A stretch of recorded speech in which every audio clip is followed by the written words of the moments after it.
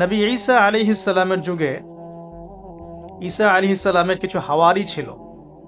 হাওয়ারি মানে হচ্ছে সাহাবী, মানে রাসূল সাল্লাল্লাহু আলাইহি ওয়াসাল্লামের ক্ষেত্রে আমরা বলি সাহাবী, ঈসা আলাইহিস সালামের ক্ষেত্রে আমরা বলছি হাওয়ারি। তো ঈসা আলাইহিস সালাম এর যে কাছের হাওয়ারি বা অনুসারী ছিলেন, তাদের মধ্যে দুজনকে তিনি প্রাচীন গ্রিকের, প্রাচীন বলতে বোঝাচ্ছি তৎকালীন সময়কার গ্রিকের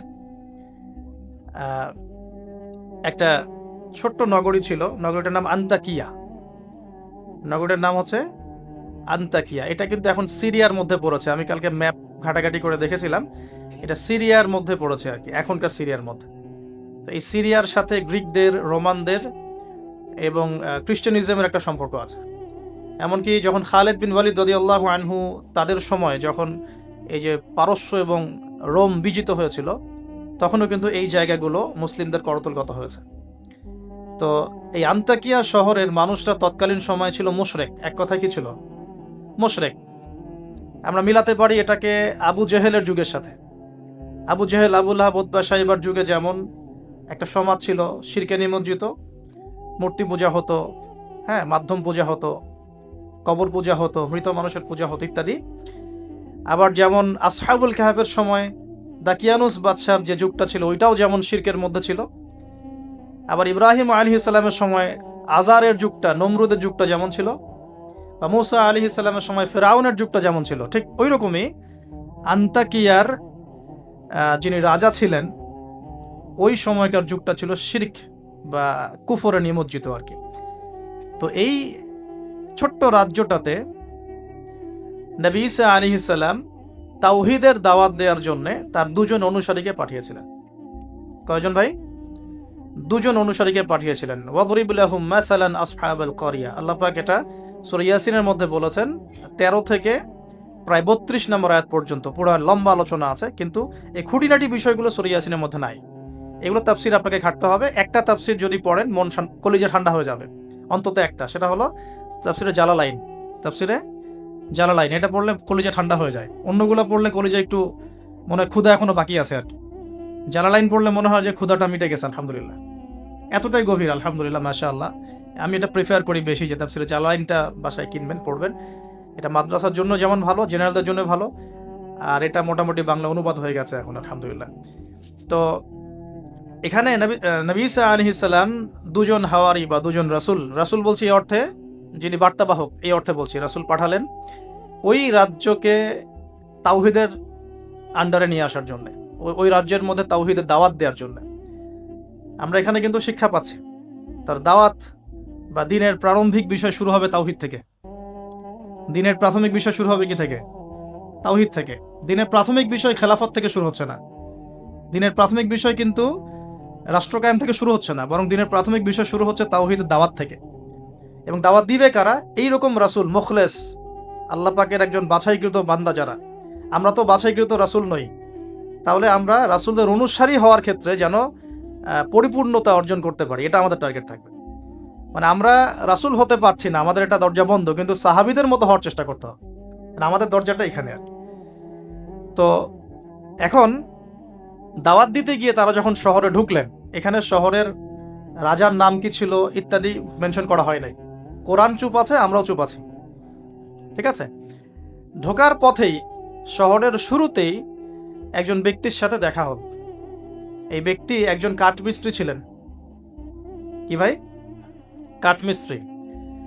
তো কাঠমিস্ত্রিকে নজ্জার বলা হয়, আরবি দিয়ে কি বলা হয়? নজ্জার। তো তাকে জিজ্ঞাসা করলেন দুজন রাসূল যে আপনার নাম কি? সে বলছে আমার নাম হাবিব বিন ইসরাইল। হাবিব বিন ইসরাইল। তো তিনি জিজ্ঞাসা করছেন আপনারা এখানে কেন এসেছেন? ওই দুজন রাসূল বলছেন যে আমরা এখানে তাওহীদের দাওয়াত দিতে এসেছি। কোন তাওহীদ? আপনাদের ইলাহকে, আপনাদের রবকে। তখন তিনি ওই রকম করে কথা বলছেন যে যেমনটা ইব্রাহিম আলাইহিস সালাম বলেছেন, আমার রব জীবিতকে মৃত্যু দিতে পারেন, মৃতকে জীবিত করতে পারেন। আমার রব, আমাদের রব আসমান থেকে বৃষ্টি বর্ষণ করেন, সেই বৃষ্টি দিয়ে এই মৃত জমিনকে জীবিত করেন, শস্য ফলান, সেগুলো আমরা খাই। আমাদের রব সূর্যকে পূর্ব দিক থেকে ওঠান, পশ্চিম দিকে ডোবান। এরকম যত বৃত্তান্ত আল্লাহ সম্পর্কে, তাওহীদের যত কথা তাকে শোনানো হলো। তো সে ব্যক্তি একটা প্রশ্ন করে বসলো যে তাহলে কি আমাকে কোনো মোজেজা দেখাতে পারবেন কিনা? আপনি যে একত্ববাদের কথা বলছেন, এক আল্লাহর কথা বলছেন, কোনো মোজেজা দেখাতে পারবেন কিনা? এখন মনে করেন তো দেখি যে ঈসা আলাইহিস সালামের যুগের মোজেজা কি ছিল। এক এক যুগের মোজেজা কিন্তু এক একটা। মোজেজা বোঝেন কিনা? অলৌকিকত্ব, যেটা নবীগণের মাধ্যমে প্রকাশ পায়। এটা আল্লাহর ক্ষমতা, এটা নবীদের ক্ষমতা নয়, কিন্তু আল্লাহ পাকের ক্ষমতা। নবীদের মাধ্যমে আল্লাহ প্রকাশ করান। আল্লাহ পাক এই জামানাতেও আল্লাহ পাকের ওলিদের মাধ্যমে ক্ষমতা প্রকাশ করাতে পারেন। আল্লাহ পাক এখনো ক্যাপেবল এটার জন্য। তো সেরকম মানুষ হতে হবে আগে, সেরকম মানুষ তো হতে হবে। অনেক আল্লাহর বান্দা আছেন, দেখবেন আপনার জন্য দোয়া করছে, আপনার সমস্যা দূর হয়ে গেছে, হয়নি? এমন হয় তো। আল্লাহ পাক, এটা তার ক্ষমতা না, ক্ষমতা কার? আল্লাহ পাকের। এখন ওই সময়কার মোজেজা ছিল কিন্তু কুষ্ঠ রোগীকে ভালো করে দেয়া, মনে আছে? অন্ধত্ব দূর করে দেয়া, এবং মৃত ব্যক্তিকে জীবিত করেছেন ঈসা আলাইহিস সালাম আল্লাহর হুকুমে, মনে আছে? যে যুগের মোজেজা, মানে যে যুগটা, যে বিষয়ে বেশি বৈচিত্র্যময় ছিল, ওই যুগে আল্লাহ পাক ওই মোজেজাই দিয়েছেন। যেমন সুলাইমান আলাইহিস সালামের সময় জিনদের খুব দাপট ছিল, বুঝছেন? তো সুলাইমান আলাইহিস সালামের সময় জিনদের দাপটটা বেশি ছিল। আল্লাহ পাক জিনদের উপর সুলাইমান আলাইহিস সালামকে কন্ট্রোল দিয়ে দিয়েছে। ওই যে বাতাসে তার সিংহাসন ফ্লাই করতে শুরু করল, তার আংটির মধ্যে আল্লাহ পাক ক্ষমতা দিয়ে দিলেন।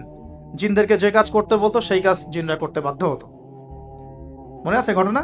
আচ্ছা, আবার মুসা আলাইহিস সালামের সময় জাদুবিদ্যার চর্চা হতো, জাদুবিদ্যার চর্চা। এই চর্চা কিন্তু এখনো হয়, এখনো জাদুবিদ্যার চর্চা হয়, ব্ল্যাক ম্যাজিকের চর্চা এখনো হয়। এগুলো থেকে বেঁচে থাকাটা খুব বেশি ইম্পর্টেন্ট, কারণ এগুলোতে ইফেক্টেড হয়ে গেলে অনেক সমস্যা হয়ে যায়। আমি শেষের দিকে প্রশ্নোত্তর পর্বে কিছু আয়াত বলে দেবো আপনাদেরকে ইনশাআল্লাহ। এই কোরআনের আয়াতগুলো নিয়মিত পড়বেন ইনশাআল্লাহ। তো ওই সময় আল্লাহ পাক মুসা আলাইহিস সালামকে লাঠি দিয়ে জাদুবিদ্যার বিপরীতে মোজেজা দেখিয়েছেন, মানে যখন যেটা তার বিপরীতে সেই মোজেজা, বুঝতে পারছেন? নবী সাল্লাল্লাহু আলাইহি ওয়াসাল্লামের যুগে কবি সাহিত্যের যুগ চলছে, একদম কাব্য সাহিত্য নিয়ে তারা খুব গর্ব করত। আল্লাহ পাক কোরআন নাজিল করলেন, সব সাহিত্য ধসে গেল। এটা কোরআনের মোজেজা। আবার ঈসা আলাইহিস সালামের সময় চিকিৎসা বিজ্ঞানের খুব জয় জয়কার চলছিল আর কি। চিকিৎসা শাস্ত্র নিয়ে মানুষের অনেক বেশি মানে আগ্রহ ছিল, যেটা এটা দিয়ে এটা হয়, এটা দিয়ে এটা হয়। আল্লাহ পাক তখন এমন মর্যাদা দিয়েছেন যে মৃত মানুষকে জীবিত করে দেখিয়ে দিয়েছে। তো এই দুই ব্যক্তিকে ওই নাজ্জার হাবিব বিন ইসরাইল, সে ব্যক্তি বলছে যে আমাদেরকে কোনো মোজেজা দেখাতে পারো কিনা। এখন সে বলছে ঠিক আছে, মোজেজা দেখাতে পারবো ইনশাআল্লাহ। আমার এই সন্তান, আমার এই ছেলে দীর্ঘদিন থেকে চোখে অসুখে ভুগছে, এক চোখ নষ্ট হয়ে যাচ্ছে, তুমি শেফা দিতে পারবে কিনা আল্লাহর হুকুমে। আল্লাহ পাকের দরবারে তারা সিজদায় পড়ে গেলেন, আল্লাহর কাছে সাহায্য চাইলেন, তার চোখে হাত বুলালেন, আলহামদুলিল্লাহ চোখ ভালো হয়ে গেল। এগুলো কিন্তু কোনো গাল গল্প নয়। এবার হাবিবে নাজ্জার, তার কিন্তু বিশ্বাস হয়ে গেল, হ্যাঁ এটা তাওহীদের ফসল, এটা তাওহীদের ফসল। এবার তিনি দেনান সাক্ষ্য দিলেন যে আশহাদু আল্লা ইলাহা ইল্লাল্লাহ ওয়া আন্না মুহাম্মাদান, তখন ছিল না, তখন ছিল কি ঈসা আব্দুল রুহুল্লাহ ওয়া আব্দুহু, এরকম একটা কালিমা ছিল তখন, ঠিক আছে? তো তিনি মুসলমান হয়ে যেটা করলেন, ওই জনপদের থেকে নির্জনতা অবলম্বন করা শুরু করলেন। তিনি মুসলমান হয়ে কিন্তু জনপদের ভিতর ঢুকে পড়েন নাই, প্রথমে একটু নির্জনতা অবলম্বন করা শুরু করলেন, কারণ সমাজের সবাই কিন্তু মুশরিক। এখন ওখানে যদি আপনি সরাসরি ঢুকে যান, ঢুকায় আপনি এখন যদি জোরে জোরে তাকবীর দেওয়া শুরু করেন, তাহলে তো রিমান্ড হবে আর কি। তো তিনি নিজেকে একটু সেফ করে একা একা ইবাদত করা শুরু করলেন। এখানে আমাদের শিক্ষা আছে কিন্তু। আমি এই হাবিবে নাজ্জারের ঘটনা, ওই তৎকালীন সময়কার ওই আন্তাকিয়া শহরের শিরক, এগুলোর সাথে আপনি বর্তমান বিশ্বকে মেলাতে পারবেন। এখনকার বিশ্বের অবস্থাও কিন্তু মোটামুটি এরকমই। অনেক আলোচনা আমি আগে করেছি বিগত লেকচারগুলোতে, যে এই ওয়ার্ল্ডের প্রতিটা ডিপার্টমেন্টেই শিরক আছে, একদম এডুকেশন থেকে শুরু করে, শিক্ষা থেকে শুরু করে পলিটিক্স পর্যন্ত সবখানেই শিরক আছে। কোনো জায়গায় শিরক বাদ নাই। ইকোনমিক্সেও শিরক আছে, সামাজিক কালচারে শিরক আছে, আমাদের চিন্তা দর্শনে শিরক আছে, আমাদের মিডিয়ার মধ্যে শিরক আছে, আমাদের বুদ্ধিজীবীদের মধ্যে শিরক আছে, আমাদের রাজনীতিবিদদের মধ্যে শিরক আছে, আমাদের ধর্ম নেতাদের মধ্যেও শিরক আছে কোনো কোনো জায়গায়, আছে না? আছে। যদি আপনি ভালো করে খিজিরের মতো দেখতে শেখেন, আপনি বুঝতে পারবেন এই ওয়ার্ল্ডটা শিরকের আন্ডারে আছে। আর সামনে আসবে বড় শিরক, মাসিহুদ দাজ্জাল। ও যখন এসে ওর মোজেজা বলা ঠিক হবে না, ওর কি অলৌকিকত্ব দেখানো শুরু করবে, তখন তো বেশিরভাগ মানুষই ওর পেছনে দৌড়ানো শুরু করবে। তো এটা বাস্তব, সামনে মানুষ দেখবে এগুলো। এখন এই অবস্থায় হাবিবে নাজ্জার শহরে ঢুকে দাওয়াতি কাজ শুরু করেন নাই। একা একা তিনি নিজেকে তৈরি করেছেন, আগে তাস্কি আধ্যাত্মিক অর্থ অর্জন করার চেষ্টা করেছেন, ইবাদত বাড়িয়েছেন। এদিকে ওই দুজন রাসূল তারা শহরে প্রবেশ করলেন। বেশ কিছু সময় তারা মানুষকে দাওয়াত দেওয়ার চেষ্টা করলেন, কিন্তু মানুষ ইসলাম কবুল করছে না। ঠিক মক্কার অবস্থার মতোই। এই সূরাটা কোথায় নাজিল হয়েছে? মক্কায়। কোথায়? এই সূরা কিন্তু মদিনা নাজিল হয় নাই। তাহলে এই সূরার মধ্য দিয়ে আল্লাহ পাক রাসূল সাল্লাল্লাহু আলাইহি ওয়াসাল্লামকে শিক্ষা দিচ্ছেন, সাহাবীদেরকেও শিক্ষা দিচ্ছেন। ঠিক মাক্কি পরিবেশের মতোই তৎকালীন পরিবেশটা ছিল। আর মাক্কি পরিবেশ মানে, আমি অনেকদিন আগে বলেছি, মাক্কি পরিবেশ মানে শিরক, মাক্কি পরিবেশ মানে সুদ, রিবা, মাক্কি পরিবেশ মানে হচ্ছে মাদক, মাক্কি পরিবেশ মানে জেনা, ব্যভিচার, মেয়েদের মানহানি আর গোত্রীয় হানাহানি, এগুলো মক্কা। মক্কা মানে এগুলা, যেটা এখনকার ওয়ার্ল্ডে চলছে। আপনি যদি ছোট ছোট সেন্সে চিন্তা করেন না, তাহলে আমাদের সোসাইটিটাও মাক্কি। ছোট সেন্সে চিন্তা করেন, এখানে শিরক দিয়ে ভর্তি, রিবা সুদ দিয়ে ভর্তি, মাদক দিয়ে ভর্তি, মেয়েদের যে জেনা, ব্যভিচার, পর্নোগ্রাফি, এগুলো দিয়ে ভর্তি। আর কি, গোত্রীয় হানাহানি তো আছেই, এটা এখন পলিটিক্যাল হানাহানিতে রূপ নিয়েছে। কোনো কোনো জায়গায় ধর্মীয় হানাহানি হচ্ছে, মসজিদে মসজিদে ভাগাভাগি হচ্ছে। আছে, মক্কার আদর্শ কিন্তু এখনো সমাজের মধ্যে আছে। খালি দার্শনিক দৃষ্টিভঙ্গিতে দেখতে শিখুন, একটু একটু খিদিরের মতো দেখতে শিখুন। এখন দেখুন, এই দুজন রাসূল দাওয়াত দেওয়ার পর, দীর্ঘদিন দাওয়াত দেওয়ার পরে যখন মানুষ ইসলাম কবুল করছে না, তখন তারা প্রকাশ্যে মানে আল্লাহু আকবার, তাকবীর, এটা দেওয়া শুরু করেছিল। যখনই বের হতেন তারা তাকবীর দিতেন, আল্লাহু আকবার, আল্লাহু আকবার, আল্লাহু আকবার, লা ইলাহা ইল্লাল্লাহ, লা ইলাহা ইল্লাল্লাহ। এভাবে প্রকাশ্য দাওয়াত দেওয়া শুরু করলেন। ঠিক আব্দুল্লাহ বিন মাসউদ রাদিয়াল্লাহু আনহুর মতো। নবী সাল্লাল্লাহু আলাইহি ওয়াসাল্লাম একদিন বললেন যে, কে আছো, কুরাইশদেরকে কোরআন শোনাতে পারো? তারা তো কোরআন শুনতেই চায় না, কোরআন বললেই কানে আঙ্গুল ঢুকায় দেয়। হ্যাঁ, কোরআন বললেই তারা কাপড় দিয়ে মাথা আবৃত করে, এগুলো কোরআনে আছে কিন্তু। তখন আব্দুল্লাহ বিন মাসউদ, সুবহানাল্লাহ, রুয়াইয়াল গানাম বলা হতো তাকে। মানুষ তাচ্ছিল্য করত, মানুষ তাকে তাচ্ছিল্য করত। তার পা ছিল সরু, মানে চিকন সরু, পা দেখে আবু জেহেল হাসাহাসি করত, সুবহানাল্লাহ। আর ওই পায়ের নিচেই আবু জেহেলের মৌত আল্লাহ লিখেছিলেন, সুবহানাল্লাহ। ওই পা দিয়ে তার আবু জেহেলের বুকের উপর পাড়া দিয়ে তিনি তাকে গর্দান কেটেছেন বদরের মাঠে। খালি 13 বছরের ব্যবধান, সময়ের ব্যবধান, খালি জাস্ট টাইম টক্স, মানে সময় কথা বলে না, সময় কথা বলে। এই আব্দুল্লাহ বিন মাসউদ রাদিয়াল্লাহু আনহুর পায়ের তলেই আবু জেহেল আবার মারা গেছে। তো এই আব্দুল্লাহ বিন মাসউদ রাদিয়াল্লাহু আনহু বললেন যে, আমি শোনাবো কুরাইশদেরকে কোরআন ইনশাআল্লাহ। তারপর তিনি বের হয়ে কাবা ঘরের সামনে গিয়ে আর রহমান আল্লামাল কোরআন খালাকাল ইনসান এই তেলাওয়াত শুরু করলেন। বাস, মায়ের শুরু হলো। এখন যদি আপনি বের হয়ে সবার সামনে বলেন, আল্লাহর হুকুম ছাড়া কোনো হুকুম নাই, ইনিল হুকমু ইল্লা লিল্লাহ, আল্লাহর হুকুম ছাড়া কোনো হুকুম নাই, ওয়া মান লাম ইয়াহকুম বিমা আনজালাল্লাহু ফাউলাইকা হুমুল কাফিরুন, মায়ের একটা মাটিতে পড়বে? একটাও গায়েবই হয়ে যেতে পারেন আপনি, নাই, আউট অফ হিস্ট্রি। আপনি আপনার কথা মানুষ ভুলে যাইতে পারে, হয় না এমন? আর যদি জাতিসংঘে গিয়ে বলেন যে এর যত বেজ আছে সব শিরকের উপর আছে, সারা ওয়ার্ল্ডের মধ্যে শুধু ইসলামিক খেলাফা চলবে, তাইলে কি হবে? তো এই অবস্থা হয়েছে আব্দুল্লাহ বিন মাসউদ রাদিয়াল্লাহু আনহু। বেচারা মক্কায় গিয়ে কাবা ঘরের সামনে গিয়ে বলছে, লা ইলাহা ইল্লাল্লাহ, আল্লাহ ছাড়া কোনো মাবুদ নাই, আর রহমান আল্লামাল কোরআন খালাকাল ইনসান আল্লামাহুল বায়ান, ফাবিআইয়ি আলাই রাব্বিকুমা তুকাযযিবান। বাস, আবু জেহেল, আবু লাহাব, উতবা, সাইবা সবগুলো মেরে মারা শুরু করেছে। তাহলে শিক্ষা হচ্ছে এগুলো সুন্নত। শিক্ষাটা কি? দিনের পথে যদি সত্যিকার কেউ ইফোর্ট দেয়, তাহলে এই জিনিসগুলো তার ভাগ্যে আসবে। এই নির্যাতন, নিপীড়ন বা অপদস্থতা তার ভাগ্যে আসবে। যাদের ভাগ্যে আসছে না, 100% বলতে পারবো যে সেটা সঠিক পথ নয়। 100%। হ্যাঁ, সঠিক পথের ডানে বামে আমরা চোরা রাস্তা খুঁজি তো। সঠিক ক, সঠিক খ, সঠিক গ, হ্যাঁ, সঠিক, অল্প সঠিক, বেশি সঠিক, একটু বেশি সঠিক, মানে এরকম আর কি। সত্যিকার অর্থে ওই রকম সঠিক পথে গেলে এগুলো আসবেই। তো এটা একটা ফলসিফিকেশন টেস্ট, যাদের উপর এগুলো আসতেছে সন্দেহ নাই যে ইনশাআল্লাহ তারা সঠিক পথে আছে। তারা সারা দুনিয়া থাক না থাক, ওই ব্যক্তি সঠিক পথে আছে, না হলে তার উপর এগুলো আসতো না। এখন যাই হোক, ওই দিকে যাচ্ছি না আমি। এখানে এই দুজন রাসূল সেম ভূমিকা পালন করলেন। ব্যাস, এবার রাজা তাকে গ্রেফতার করা শুরু করলো। কোন রাজা? আন্তাকিয়া শহরের রাজা। রাজা কিন্তু খ্রিস্টান ধর্মাবলম্বী ছিলেন। রাজা খ্রিস্টান ধর্মাবলম্বী ছিলেন না। খ্রিস্টান ধর্মাবলম্বী হওয়ার জন্য ঈসা আলাইহিস সালাম তাকে দাওয়াত দিচ্ছিলেন এই দুজন রাসূলের মাধ্যমে। তো রাজা তখন এই দুজন ব্যক্তিকে ধরে রেখে দিল।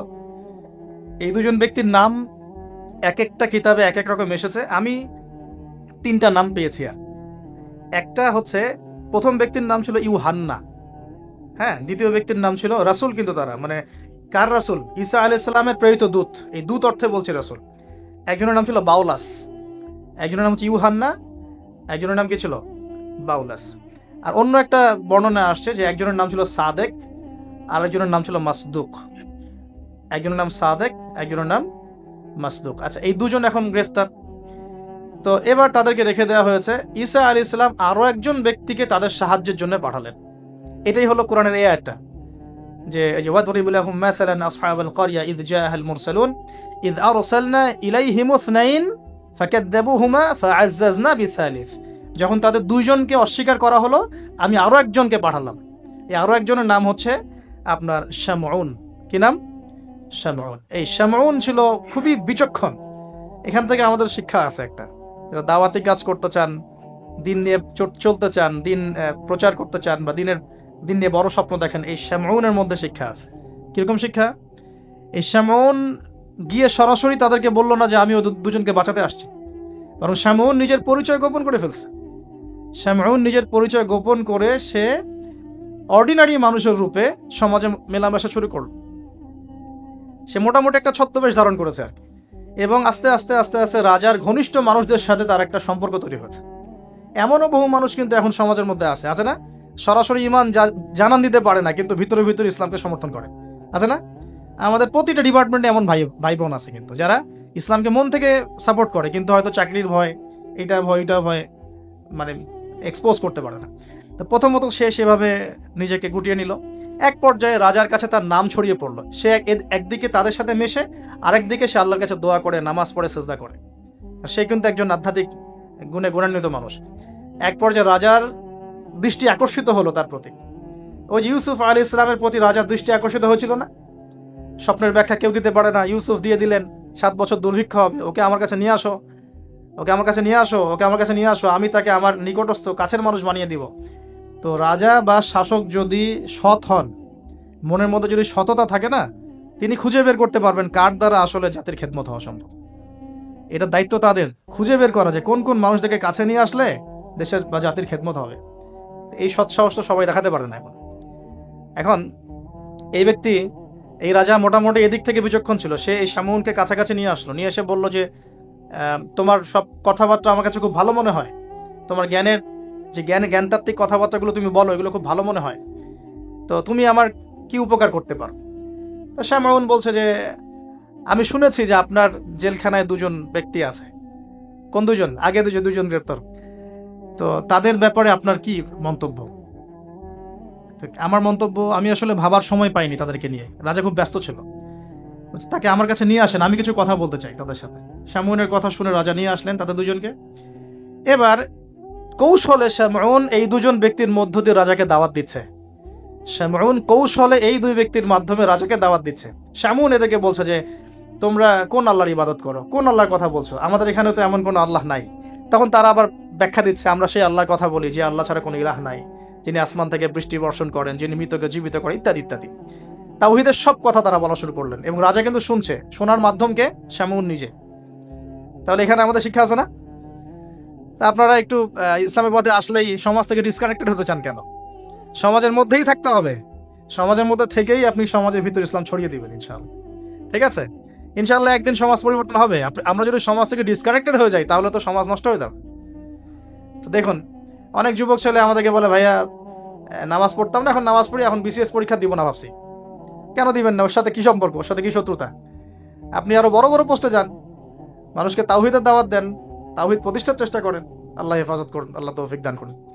এখন এই শামউনের থ্রু দিয়ে এই 2 ব্যক্তি রাজাকে দাওয়াত দিলেন, মাশাআল্লাহ। এবার রাজা জিজ্ঞাসা করছে যে কোনো মুজিজা আছে না, কোনো অলৌকিকত্ব দেখাতে পারবে? আমরা যে আল্লাহর ইবাদত করি, মাঝে মাঝে কিন্তু জিনের উপাসনা করলে কিছু অলৌকিকত্ব দেখা যায়। অলৌকিকত্ব না, মানে ভেলকিবাজি দেখানো যায় আর কি। দেখবেন জিন তাত্ত্বিক যারা চর্চা করে, দেখবেন ভেলকি দেখায় মানুষকে। আপনি কোনো কবিরাজের কাছে গিয়েছেন, আপনাকে বলে দিবে যে 2 বছর আগে তুই এটা করছিলি না, এরকম কিন্তু বলে দেবে। আপনাকে ধাক্কা লাগলো যে হ্যাঁ তাই তো, আমার তেমন হয়েছে। আসলে ও যে জিনের উপাসনা করে, ওই জিন আপনার যে কারিন আছে এর সাথে কানেকশন ফিক্স করে আর কি। কারণ আপনার জিন ফিউচার জানে না, কিন্তু আপনার জিন তো আপনার হিস্ট্রি জানে। আপনার জিন আপনার হিস্ট্রি জানে। তো তখন আপনার কাছে মনে হলো হ্যাঁ তাই তো, আমি তো অমুক দিন অমুক মেয়ের জন্য দাঁড়াইছিলাম ওইখানে। আচ্ছা, ঠিক আছে। এখন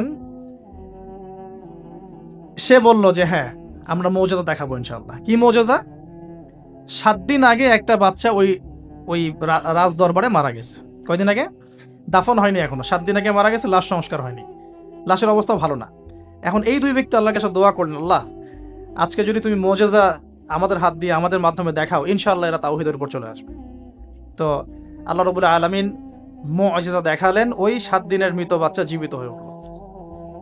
এবার জীবিত হয়ে সে বলে উঠল যে আমি আসমানে দেখেছি, এই বাচ্চা বলছে, এবার আমি আসমানে দেখেছি একজন সুন্দর মানে চুলের বর্ণনা দেওয়া হয়েছে, যে আমরা যেটাকে সিল্কি চুল বলি আর কি, লম্বা কাত পর্যন্ত সিল্কি চুলওয়ালা একজন মানুষ, একজন ব্যক্তি 3 জনের জন্য আল্লাহর কাছে দোয়া করছে। কয়জনের জন্য? তার মানে সে মেবি ঈসা আলাইহিস সালামের দিদার পেয়েছে, মেবি, আল্লাহ ভালো জানেন, এটা বারজাক। এখন রাজা এবার হকচকিয়ে গেল, 3 জনকে কে? আমরা তো 2 জন জানি, 3 জনকে। তখন ওই ব্যক্তি বলছে শামউন একজন, এই ব্যক্তি একজন। তখন শামউন দেখলেন যে রাজার এর উপর বেশ প্রতিক্রিয়া সৃষ্টি হয়েছে কথার উপরে। তখন শামউন আরো বড় চাপ দিল এই 2 জনকে, যে না তোমাদের এটা হয়তো কোনো জাদু হতে পারে, শামউন তোমাদের কোনো জাদু হতে পারে, আমাদের এই রাজার এক মেয়ে মারা গেছেন, তোমরা পারলে তাকে জীবিত করে দেখাও দেখি। এবার তারা 2 জন আবার সিজদায় পড়ে গেলেন, আল্লাহর কাছে দোয়া করলেন। আল্লাহ রাব্বুল আলামিন ওই রাজার দীর্ঘদিন আগে মৃত্যুবরণকারী একজন মেয়ে, তাকে কবর থেকে জীবিত করে তুলে দিলেন ইনশাআল্লাহ। এই মেয়ে একই কথা বলছে যে আমরা দেখেছি এই 3 জনের জন্য একজন ব্যক্তি আল্লাহর কাছে দোয়া করছে। এবার মাশাআল্লাহ মুজিজা প্রকাশ পেয়ে গেল।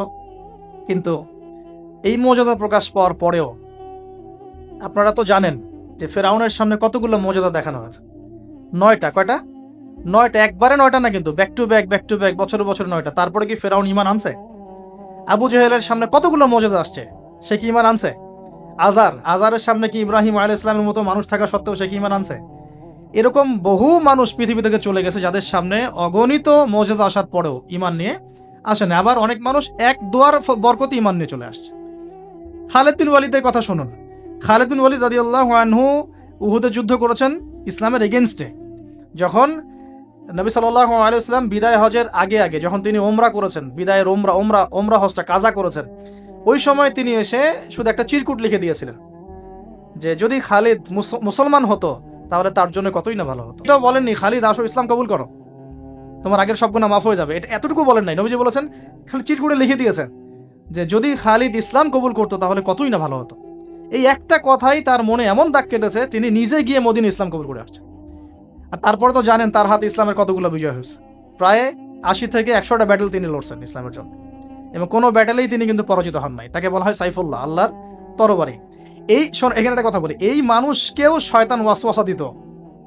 এই খালিদ বিন ওয়ালিদ রাদিয়াল্লাহু আনহুকেও এই যে বললাম না, চোখ লাগা, বদনজর, ওয়াসওয়াসা, এই সমস্যা হতো। এই সমস্যাগুলো আমাদেরও হয়, হ্যাঁ, এবং এই অনলাইনের মাধ্যমে এটা বেশি হয়। তখন তিনি এসে নবীজিকে বলছিলেন যে আমাকে একটা দোয়া শিখায় দেন ইয়া রাসূলুল্লাহ। তিনি কিন্তু বীর বিক্রম, একজন সাহসী বীর সাহাবী। নবী সাল্লাল্লাহু আলাইহি ওয়াসাল্লাম তাকে দোয়া শিখিয়ে দিয়েছেন যে আউযু বিকালিমাতিল্লাহি তাম্মা মিন কুল্লি শাইতানি ওয়া হাম্মা ওয়া মিন কুল্লি আইনিন লাম্মা। একটা জায়গা আছে আউযু বিকালিমাতিল্লাহি তাম্মাতি মিন গাদাবিহি ওয়া ইকাবিহি ওয়া শাররি ইবাদিহি ওয়া মিন হামাজাতি শায়াতিন ওয়া আন ইয়াহদুরুন। দেখেন কোথা থেকে কোথায় আসলাম। এখন কোথায় ছিলাম জানি? হ্যাঁ, এই যে মুজিজা দেখার পরেও তো বহু রাষ্ট্রপ্রধান ইসলাম কবুল করেছে। এখনো তো আপনার সামনে আমার সামনে মুজিজা পড়ে আছে। কি মুজিজা? কোরআন। কেউ কোরআন নিয়ে একটা ভুল প্রমাণ করুক, একটা বিধান প্রমাণ করুক যে মানবতা বিরোধী, বা এটা এই যুগে চলে না, ওই যুগে চলতো, এর মধ্যে এক জাররা পরিমাণ ভুল কেউ বের করতে পারে কিনা দেখুক। তারপরেও তো মানুষ কোরআন মেনে চলছে না। ব্যাপারটা এরকম হচ্ছে না? এখন রাজার সামনে অনেকগুলো মুজিজা দেখানো হয়েছে ঠিকই, কিন্তু রাজা তাদেরকে কবুল করে নাই। ফিনিশিং হলো এটা। এবার এই 3 জনকে শাস্তি দেওয়া হবে। শামউনের আসল রূপ তো প্রকাশ পেয়ে গেছে। এবার শামউনের কি আসল রূপ প্রকাশ পেয়ে গেছে। এবার 3 জনকে শাস্তি দেওয়ার প্ল্যান করা হয়েছে। তখন তারা আল্লাহর কাছে দোয়া করলেন যে আল্লাহ আমাদেরকে এই জালেমের জুলুম থেকে আল্লাহ হেফাজত করো। তো তাদেরকে আটকে রাখা হয়েছে, পাথর নিক্ষেপ করে হত্যা করা হবে, এটা হচ্ছে রায় ওদের। ওই সময়কার রায়গুলো এমন ছিল, রজম করে হত্যা করা হবে, বা বড় বড় কিছু গাভী ছিল ওদের, সোনার দিয়ে তৈরি বা পিতল দিয়ে তৈরি, এর ভিতরে মানুষকে ঢুকিয়ে নিজ দিয়ে আগুন জ্বালিয়ে দেওয়া হতো। চিন্তা করতে পারেন। তারপরে শুলদণ্ড ছিল, পিছনের রাস্তা দিয়ে লোহা আছে না, পেঁচানো লোহা বাকিয়ে ঢুকে মাথার মগজ দিয়ে বের করে দেওয়া হতো। এগুলো ছিল শুলদণ্ড। একজন সাহাবী খুবাইব রাদিয়াল্লাহু আনহুকে এইভাবে দণ্ড দিয়ে হত্যা করা হয়েছে, নাউযুবিল্লাহ। সুবহানাল্লাহ, আল্লাহ পাক তাকে জান্নাতের শীর্ষ মর্যাদা দান করুন, দোয়া করি। তো এবং তিনি ওই যে বলেছিলেন ইন্তেকালের আগে, লাস্তু উবালি হিনা উকতালু মুসলিমান আলা আইয়ি জামবিন কানা লিল্লাহি মাসরাই। উনাকে বলা হচ্ছিল যে তোমার জায়গায় মুহাম্মদ সাল্লাল্লাহু আলাইহি সাল্লামের যদি নখ কেটে ফেলি তুমি কি মুক্তি নিবা? তো তখন তিনি বলেছিলেন যে লাস্তু উবালি হিনা উকতালু মুসলিমান, আমি কোনো পরোয়াই করি না যখন আমাকে মুসলমান রূপে শহীদ করা হচ্ছে। আলা আইয়ি জামবিন কানা লিল্লাহি মাসরাই, আমাকে যেদিকেই পাশ ফেরানো হোক না কেন সেটা আল্লাহর জন্যই। ওয়া যালিকা লিল্লাহি ওয়া ইয়াশা, তিনি এমন একজন ইলাহ যিনি চাইলে ইউবারিকা আলা ফি কুল্লি শিলউইন মুমাজ্জা, তিনি আমার প্রত্যেকটা গোস্তের টুকরায় হাড্ডিতে বরকত দিতে পারেন। তো এই সাহাবীর ইন্তেকালের খবর মদিনায় পৌঁছে যায়। এটা পড়ে নিয়েন, এটা রাজির ঘটনা, রাজির ঘটনার মধ্যে পাবেন। সিরাত অবশ্যই পড়বেন, আর আমার জন্য দোয়া করবেন যে আমি চেষ্টা করছি আগামী বইমেলা আসার আগেই সিরাতের উপর একটা অনবদ্য কিতাব লেখার জন্য। আল্লাহ পাক তৌফিক দান করুন। সমস্ত সিরাতের বইগুলোকে একত্রিত করে, এবং আমার টুকটাক কিছু গবেষণা আছে ভাঙাচুরা, সহজ সাধ্যভাবে যাতে ইয়াং জেনারেশন খুব সহজে বুঝতে পারেন সিরাটাকে, একটা মোটামুটি 500-1000 পৃষ্ঠা একটা বই আসবে ইনশাআল্লাহ আযজা ওয়া জাল। আল্লাহ পাক তৌফিক দান করুন, আমিন। তো অনেকে অনেক টপিকের কথা বলেছিলেন আমাকে যে এটা নিয়ে লিখেন, এটা নিয়ে লিখেন, ভাই এটা নিয়ে লিখেন, ভাই আখিরুজ্জামান নিয়ে লিখেন, ঠিক আছে? তো আমি বললাম যে না, আগে রাসূল সাল্লাল্লাহু আলাইহি ওয়াসাল্লামের বরকত দিয়ে শুরু হবে ইনশাআল্লাহ। আল্লাহর নবীর বরকত যার কপালে নসিব হবে ইনশাআল্লাহ তার ফিউচারটা ভালো হবে ইনশাআল্লাহ। তো আল্লাহ পাক আমাদেরকে সহজ করুন, তৌফিক দান করুন। এখন এখানে এই তিনজনকে আটকে রাখার পর যেটা বলছিলাম, এবার তাদেরকে পাথর নিক্ষেপ করে হত্যা করার কথা বলা হয়েছে, আর তারা এখানে আল্লাহর কাছে দোয়া করছেন। এর ফলশ্রুতিতে ওই রাজ্যের মধ্যে দেন দুর্ভিক্ষ শুরু হয়ে গেল। কি হলো ভাই? একদম দুর্ভিক্ষ। ওয়ার্ল্ড কি আসতেছে দুর্ভিক্ষের দিকে? আসতেছে, সবর করেন। তো এখন আমি একটা লেকচারে বলেছিলাম যে এই ইকোনমিক স্যাংশন বা ইকোনমিক ইনফ্লুয়েশন যেগুলো হয়, এগুলো থেকে বাঁচার জন্য সূরা ইউসুফের মধ্যে একটা হেদায়েত আছে। ওই সূরা ইউসুফ আলাইহিস সালামের 7 বছর মেয়াদি যে পরিকল্পনা, ওই পরিকল্পনা যদি কেউ বাস্তবায়ন করে কোনো রাষ্ট্রে দুর্ভিক্ষ হবে না ইনশাআল্লাহ। যদি হয়ও, আল্লাহর হুকুমে যদি হয়ও, ইনশাআল্লাহ জনগণ না খেয়ে মরবে না। ওই 7 বছরের মেগা পরিকল্পনা কি সেটা একটু সূরা ইউসুফ ঘাটে দেখেন। তার মূল জিনিসটাই হচ্ছে অপচয় নষ্ট করা, অপচয়টাকে রোধ করা। অপচয় নষ্ট করা না, মানে অপচয়কে রোধ করা, সমস্ত রকম অনিয়ম বন্ধ করা, এবং ফিউচারের জন্য খাবার এবং সম্পদগুলো সঞ্চয় করতে থাকা। যেমন আমরা কিন্তু অনেক অপচয় করি, খাবার নষ্ট করি, গ্যাস নষ্ট করি, তেল নষ্ট করি, অনেক নষ্ট করি, কিন্তু আবার প্রয়োজনের চেয়ে বেশি ব্যবহার করি। আবার দেখা যায় যে অনেক প্রকল্প হাতে নিচ্ছি কিন্তু পুরোপুরি বাস্তবায়িত হচ্ছে না, দুর্নীতি হচ্ছে, ইত্যাদি ইত্যাদি। এগুলোকে যদি বন্ধ করা যায়, আপনি ইন ফিউচার একটা জাতির ইকোনমিক বিষয়টা সাস্টেইন করতে পারবেন ইনশাআল্লাহ। তো আমি ইকোনমিক্স নিয়ে অন্য একদিন ইনশাআল্লাহ কোনো একটা সেমিনার করবো ইনশাআল্লাহ তাআলা। আজকে বলছি এতটুকু যে ইউসুফ আলাইহিস সালামের অর্থনৈতিক যে মেগা পরিকল্পনা 7 বছর, এটা যে নিতে পারবে, যে সমাজ, যে রাষ্ট্র, গেইন করবে ইনশাআল্লাহ, সাকসেস। এই জিনিসগুলো আমাদের ঊর্ধ্বতন কর্তৃপক্ষদেরকে বোঝানো উচিত, দাওয়াতটা পৌঁছানো উচিত। হয়তো বা তারা জানেন না, এমন হতে পারে যে তাদেরকে যুগের সাথে তাল মিলিয়ে কেউ বোঝাতে পারেনি এখন পর্যন্ত, এমন হতে পারে। এই জন্য আমরা সবার প্রতি আমভাবে দাওয়াতের নসিহত করব, কারোর প্রতি আমরা কোনো শত্রুতা পোষণ করতে যাব না। কারণ আমাদের সমাজের মানুষগুলো কিন্তু আমাদেরই ভাই, আমাদেরই বোন, আমরাই।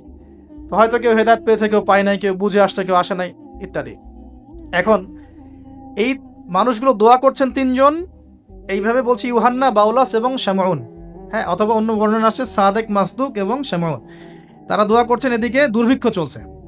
এখন জনগণ তাকে বলা শুরু করলো যে ইন্না তাতায়্যারনা বিকুম, তোমাদেরকে আমরা এখন অশুভ মনে করা শুরু করেছি, তোমাদেরকে আমরা অশুভ, অলক্ষণ মনে করছি। সূরা ইয়াসিন পড়ে দেখেন, আমরা তোমাদেরকে অলক্ষ্য বলি না, কুলক্ষণ, অলক্ষণে, এরকম কথা বলি না, তোমাদেরকে আমরা এখন অলক্ষণে মনে করছি। যদি তোমরা তোমাদের এই দাওয়াত বন্ধ না করো, আমরা তোমাদেরকে রজম করে হত্যা করো। এবার রজমের প্রিপারেশন নেওয়া হচ্ছে। এবার সেই ঘটনা, ওয়াজা মিন আকসাল মাদিনাতি রাজুলুন ইয়াসআ। এবার ওই মদিনা মানে কিন্তু নগর, মদিনা মানে একটা শহর, মদিনা মানে ওই শহরের দূরবর্তী একটা জায়গা থেকে, দূরবর্তী জায়গা মানে কোনটা? ঢোকার এন্ট্রান্সটা, ওই যে হাবিবে নাজ্জার, মনে আছে? ওয়াজা রাজুলুন, হ্যাঁ, ওয়াজা মিন আকসাল মাদিনাতি রাজুলুন ইয়াসআ, একজন ব্যক্তি দৌড়ে আসলো। ইয়াসআ মানে দৌড়ে আসলো। ইয়াসআ ক্বালা ইয়া কওমি ইত্তাবিউল মুরসালিন, দৌড়ে এসে তখন তার ওই ব্যক্তি কওমকে বলছে, হে আমার কওম, এই রাসূলদের অনুসরণ করো। সুবহানাল্লাহ। কোন ব্যক্তি এটা? তাহলে এখানে আমাদের যারা সাধারণ মুসলিম আছে, আমাদের শিক্ষা আছে নাকি? হাবিব নাজ্জার কত বড় একটা সাহসিকতার পরিচয় দিল এখানে। দেখেন, সে দৌড়ে এসে যখন শুনতে পারলো যে ওই রাসূলদেরকে হত্যা করার প্রিপারেশন নেওয়া হয়েছে, দৌড়ে এসে কওমকে বলছে, হে আমার পুরো কওম, তোমরা রাসূলকে অনুসরণ করো। ইত্তাবিউ মান লা ইয়াসআলুকুম আজরান ওয়া হুম মুহতাদুন, তোমরা সেই রাসূলদের অনুসরণ করো যারা তোমাদের কাছে কোনো প্রতিদান চাচ্ছে না এবং তারা হেদায়েত প্রাপ্ত আছে। সুবহানাল্লাহ।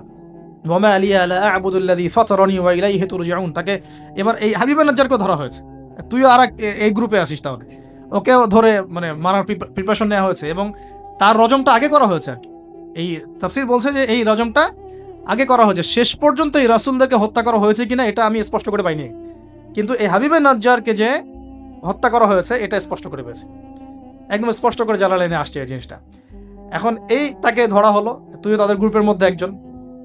তো সে বলছে, ওয়া মা লিয়া লা আ'বুদু আল্লাযী ফাতারানি ওয়া ইলাইহি তুরজাউন, আমি কেন আল্লাহর ইবাদত করব না? তার অ্যানসারটা এরকম, আমি কেন আল্লাহর ইবাদত করব না যে আল্লাহ আমাকে এভাবে সৃষ্টি করেছেন এবং তার কাছে আমাকে ফিরে যেতে হবে? কোন লজিকে আমি তার ইবাদত করব না? মানে তাওহীদের যত রকম সংজ্ঞা তিনি শেখালেন, বললেন, বুঝালেন, মানুষ বুঝতে চাইল না। এবার তাকে রজম করা হচ্ছে এবং সুবহানাল্লাহ, ওয়া মা লিয়া লা আ'বুদু আল্লাযী ফাতারানি ওয়া ইলাইহি তুরজাউন আ'তাখিযু মিন দুনিহি আলিহা ইন ইউরিদনি আর-রাহমানু বিদুররিন লা তুগনি আন্নী শাফাআতুহুম শাইআ ওয়া লা ইউনকিযুন ইন্নী ইযাল লাফি দালালিম মুবিন। তিনি বলছেন যে যে আল্লাহ আমাকে সৃষ্টি করেছেন সে আল্লাহর আমি ইবাদত না করে আমি কার ইবাদত করব? আল্লাহ রাব্বুল আলামিন যদি আমাকে কোনো কল্যাণ করতে চান কেউ ঠেকাতে পারবে না, আল্লাহ পাক যদি কোনো অকল্যাণ করতে চান কেউ আমাকে বাঁচাতে পারবে না। আর আমি যদি এই তাওহীদ জানার পরেও শিরকে যাই তাহলে আমি স্পষ্ট বিভ্রান্তির মধ্যে থাকবো। তার লজিকগুলো কত চমৎকার।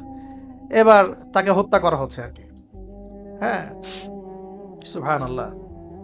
ইন্নী ইযাল লাফি দালালিম মুবিন ইন্নী আমানতু বিরাব্বিকুম ফাসমাউন। সে বলছে, ইন্নী আমানতু বিরাব্বিকুম ফাসমাউন, তোমরা আমাকে হত্যা করছো কিন্তু জেনে রাখো যে আমি, তোমরা শুনে রাখো, জেনে রাখো না, ফাসমাউন তোমরা শুনে রাখো, তোমরা আমাকে হত্যা করছো করো কিন্তু শুনে রাখো যে আমি ঈমান এনেছি আমার রব এবং তোমাদের সবার রবের প্রতি।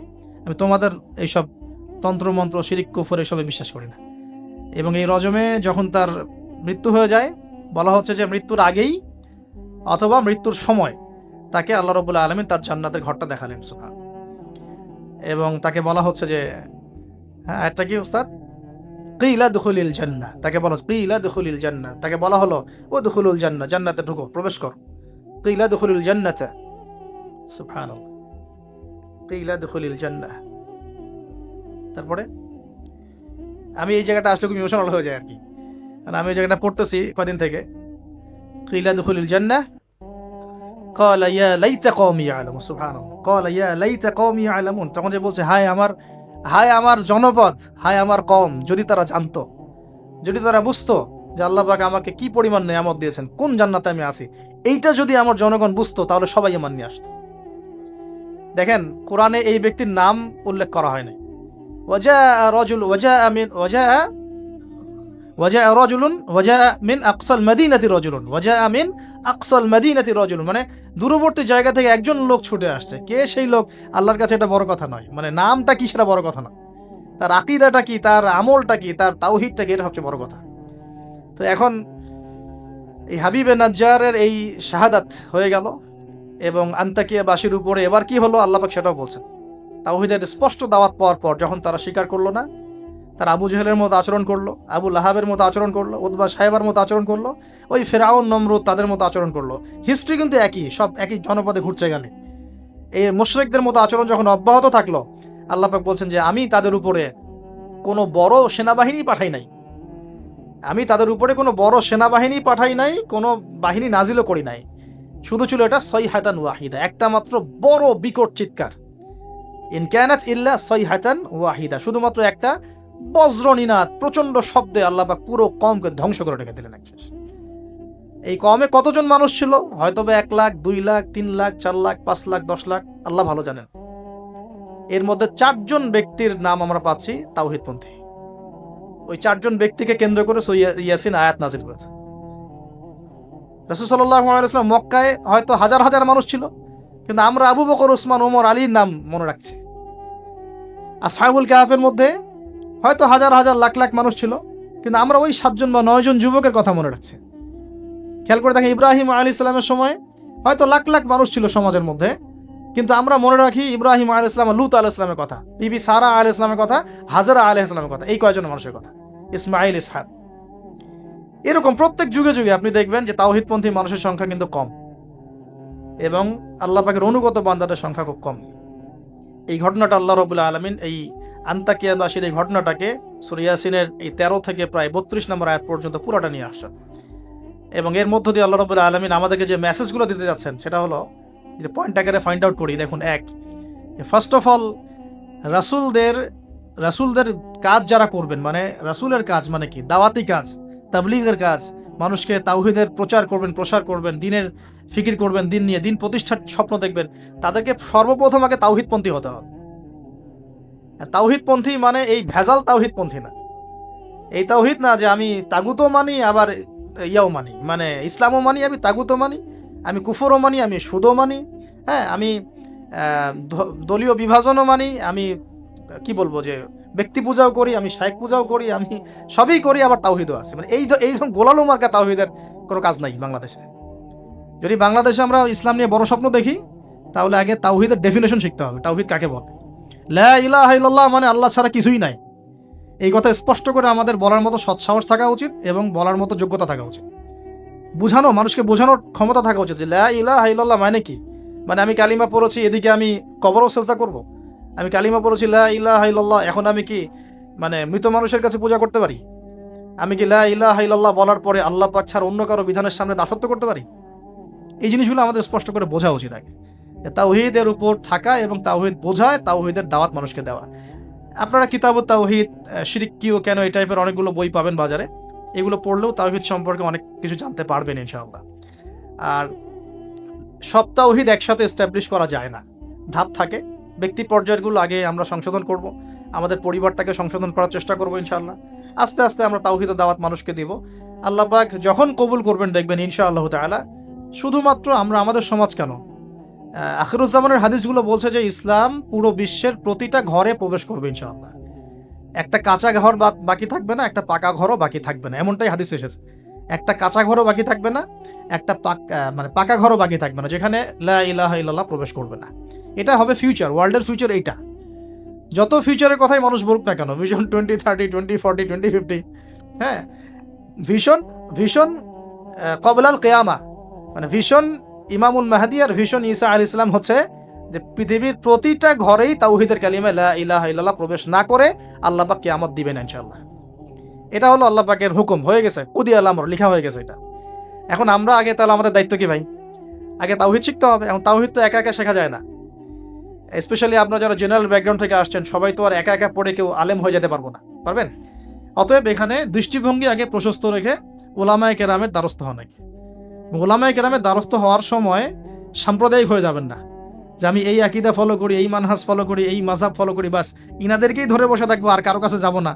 এই চিন্তাটাও ঠিক না, কারণ জ্ঞান কিন্তু সবার কাছেই আছে, জ্ঞান সবার কাছেই আছে। আপনি যদি বলেন যে আমি হানাফি মাযহাবের সব মানি আলহামদুলিল্লাহ, আমি শাফিঈ মাযহাবের সব মানি আলহামদুলিল্লাহ, আহমদ বিন হাম্বল রাহিমাহুল্লাহকে শ্রদ্ধা করি, তার জ্ঞান আমি নিব ইনশাআল্লাহ, ইমাম মালিক রাহিমাহুল্লাহকে শ্রদ্ধা করি, তার জ্ঞান নিব, আপনি অনেক বেশি জ্ঞান পাবেন, অনেক বেশি জ্ঞান পাবেন। আর যদি এত কিছু বোঝার ক্ষমতা আপনার না থাকে, কমসে কম একটা স্কুল অফ থট ফলো করেন, সমস্যা কি? সাধারণ মানুষ, আমার অত কিছু বোঝার ক্ষমতা নাই ভাই, আমি একজন ইমামকে ফলো করি, ব্যাস হয়ে গেল, এতটুকু যথেষ্ট। এখন আমাদের প্রথম কাজ হলো তাহলে প্রিয় ভাইয়েরা, তাওহীদ শেখা এবং তাওহীদ শেখার জন্য উলামায়ে কেরামের দ্বারস্থ হওয়া। আল্লাহ পাক তৌফিক দান করুন। এবং এই জায়গায় আমরা কিন্তু সাম্প্রদায়িক হব না, আমরা সংকীর্ণ চিন্তাভাবনা করব না, আমরা আমাদের চিন্তাভাবনাগুলোকে প্রশস্ত রাখার চেষ্টা করবো। আল্লাহ পাক তৌফিক দান করুন। সকলেই বলি আমিন। আসসালামু আলাইকুম। বসেন।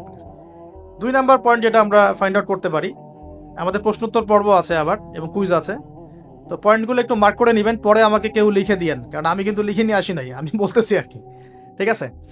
সেকেন্ড পয়েন্টটা আমরা ফাইন্ড আউট করতে পারি, দেখুন, দাওয়াত দেওয়ার সময় রাসূলগণ কিন্তু ধনী গরিব ভেদাভেদ করে দাওয়াত দেন। হাবিবে নাজ্জার কি ছিল পেশা? একজন কাঠমিস্ত্রি। আমরা তো রিক্সাওয়ালাকে দাওয়াত দিয়ে গিল্টি ফিল করি, আমাদের প্রেস্টিজ ইস্যু হয়, ওকে দাওয়াত দিব কিসের ইসলামে? হ্যাঁ, তো আমরা সমাজে ছোট বড়, ধনী গরিব, পাপী ফাসেক, জালেম, মুত্তাকি, সব শ্রেণীর মানুষের মধ্যে দাওয়াতি কাজ করবো ইনশাআল্লাহ। আল্লাহ পাক তৌফিক দান করুন, আমিন। এই দাওয়াতি কাজটা হবে দুই ভাবে, একটা হচ্ছে অমুসলিমদের মাঝে ইসলামের দাওয়াত, অমুসলিমদের মাঝে তাওহীদের দাওয়াত, ইসলামের দাওয়াত। এখানে তো অমুসলিম সোসাইটি ছিল আন্তাকিয়ায়, তো অমুসলিমদের মাঝে তাওহীদের দাওয়াত এটা বেশি জরুরি বাংলার মাটিতে, কারণ এখন প্রচুর মানুষ দিন দিন কিন্তু অমুসলিম হয়ে যাচ্ছে মুসলিম থেকে। আপনারা জানেন কিনা জানি না, যারা পার্বত্য অঞ্চলে, বর্ডার এলাকায়, উত্তরাঞ্চলে বিভিন্ন জায়গায় আমরা তো সফর করি, আমরা তো জানি বিভিন্ন জায়গায় এমনও ঘটনা ঘটেছে যে মানুষ দলে দলে খ্রিস্টান হওয়া শুরু করেছে। দেখুন, রাসূল সাল্লাল্লাহু আলাইহি ওয়াসাল্লাম আমাদের মাঝে এখন শরীরে নাই, তা তিনি কি রেখে গেছেন আমাদের জন্য? এই দিনটাই তো। আমরা, আমার পকেটেও তাসবিহ দানা আছে, গুনতে সহজ লাগে, আল্লাহুম্মা সাল্লি আলা মুহাম্মদ, আল্লাহুম্মা সাল্লি আলা মুহাম্মদ, এটা গোনা তো সহজ, বসে বসে দরুদ পড়া তো সহজ, কিন্তু রাসূল সাল্লাল্লাহু আলাইহি ওয়াসাল্লামের দ্বীনের হেফাজত করা তো এত সহজ না। তাহলে কোন কাজটা করলে আমরা বড়মুখ করে রাসূলের সামনে দাঁড়াতে পারবো কিয়ামতের দিন? তার দ্বীনের হেফাজত করলে।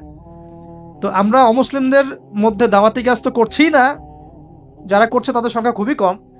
আর যে দলে দলে দিন দিন মানুষ মুসলমান থেকে অমুসলিম হচ্ছে, এই ফিকিরও আমাদের নাই, এই ফিকিরও আমাদের মধ্যে নেই। আমরা তো পড়ে আসি ভাই, সত্যি কথা বলতে আমরা পড়ে আসি হাত বাঁধা নিয়ে আর কি। হাত বাঁধবো কোথায়? পায়ে পা কি কেমন করে লাগবে, কেনি আঙ্গুল নাকি গোড়ায় গোড়া? মানে আমাদের চিন্তা ভাবনাগুলো অনেক বিশাল। আমরা একদম মানে ওয়ার্ল্ড নিয়ে চিন্তা করতেছি, হ্যাঁ, আমরা চিন্তা করতেছি একদম ইসলামিক রেভলিউশন, খিলাফা, এই সেই, অথচ বাস্তবিক অর্থে আমাদের চিন্তা কোন জায়গায়? কেনি আঙ্গুলে না গোড়ায়? আপনি হাতটা উঠাবেন না, আপনি বাঁধলেন কোথায়? অনেকের অ্যাটিটিউড এতটাই এগ্রেসিভ, মনে হয় যে হাত নিচ থেকে উপরে আসা মানে হচ্ছে অমুসলিম থেকে মুসলমান হয়েছে। আগে অমুসলিম ছিল, ভাবটা এমন যে আগে মুসলমান ছিলাম না ভাই, আগে দিন কিছুই বুঝতাম না, এখন আমি একদম পরিপূর্ণ সহিতে আসছি। তার মানে আগে আপনি সহিতে ছিলেন না। যারা এখন যে কোনো একটা মাযহাব ফলো করে, যেমন হাম্বলি মাযহাব ফলো করে মিডল ইস্টের মানুষরা, তারা বেশিরভাগই হাম্বলি মাযহাব ফলো করে। মালাকি মাযহাব ফলো করে দেখেন আফ্রিকান কন্টিনেন্টের মানুষরা। ইন্দোনেশিয়ার ওদিকে যাবেন, মালয়েশিয়া, ওখানে দেখবেন শাফিঈ মাযহাব প্রচুর। এই সাবকন্টিনেন্টের মধ্যে হানাফি মাযহাবের প্রচলনটা বেশি। তার মানে কি এরা কেউই হকের উপর নাই? এই থটসটা আমরা কোথায় পেলাম? হ্যাঁ, এমন হতে পারে যে কিছু কিছু কাজ বা আমল মাযহাবের নামে চলছে, যেটা হয়তো কোরআন সুন্নাহ সমর্থন করছে না, সেক্ষেত্রে আমরা ওটা সংশোধন করবো, অবশ্যই করবো, কেন করবো না? তো আমরা আমাদের দৃষ্টিভঙ্গিটা একটু বড় করি, এইটাই ইসলাম নয়। এখান থেকে এখানে আসলাম মানে ইসলাম একদম আমার পরিপূর্ণ ঢুকে গেছে, বিষয়টা এমন নয়। আমাদের বড় চিন্তা করতে হবে। তাওহীদ, দিন দিন তাওহীদ বাংলার মাটি থেকে মানুষ শুষে নিচ্ছে। তাওহীদ তো শুষে নেওয়া হচ্ছে অনেক আগ থেকেই, তাওহীদ তো পানির মতো শুষে নেওয়া হচ্ছে অনেক আগ থেকেই। ব্যক্তিগত জীবনে হয়তো আমি সুন্নতের আমল করছি, ব্যক্তিগত জীবনে আমি তাসবিহ তাহলিল করছি, জিকির আজগার করছি, তাহাজ্জুদ পড়ছি, সত্যিকার অর্থে কি এটাই ইসলাম? ইসলাম বলতে এতটুকুই বোঝায়? তো এই জিনিসগুলো আমাদের একটু বড় করে ভাবা উচিত। আর ইখতিলাফি মাসআলাগুলোকে নিয়ে এত এত বেশি আর আল্লাহর রাস্তায় ঝগড়া করেন না। অলরেডি মসজিদ ভাগ হতে হতে হতে হতে আমরা মানে এমন একটা সময় ছিল যখন সবাই বলতো যে এইগুলা বাতিল, এইটাই হক। নাম বলছি না আমি, XYZ, এগুলো বাতিল, এইটা হচ্ছে হক। তো পরে দেখা গেলো হকের মধ্যে হক, হক ক, হক খ, হক গ, হক ঘ, এগুলো শুরু হয়েছে। আর আপনি কোথায় যাবেন?